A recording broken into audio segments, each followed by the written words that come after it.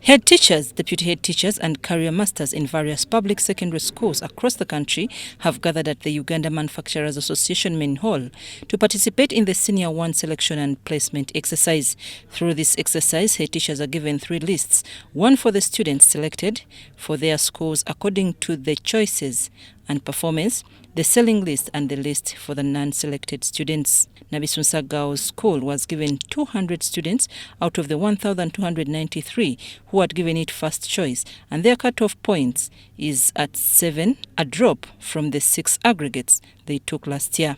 While Masaka Secondary School cutoff points for boys is up to 9 and girls 12, and the school was given 800 students. It means that those who gave us first choice, they didn't perform very well compared to the performance of last year, where our aggregate, the intake was 6. We have not been successful to enter Nabisunsa.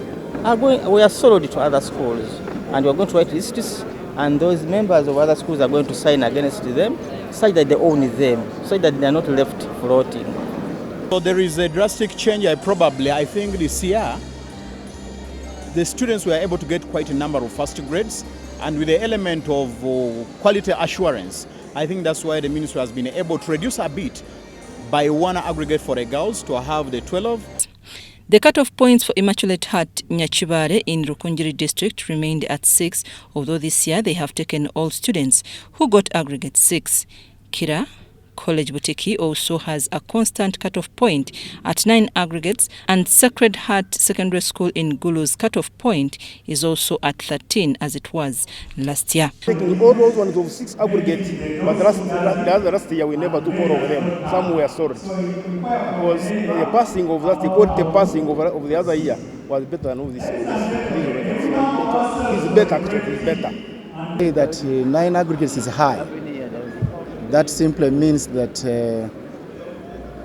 the school is doing well, is performing well. 300 and aggregate 13. That is where we are supposed to stop. And the level of performance last year was almost the same also like this year. Maybe if they had given us more than that, it means the performance was far better than the one of last year.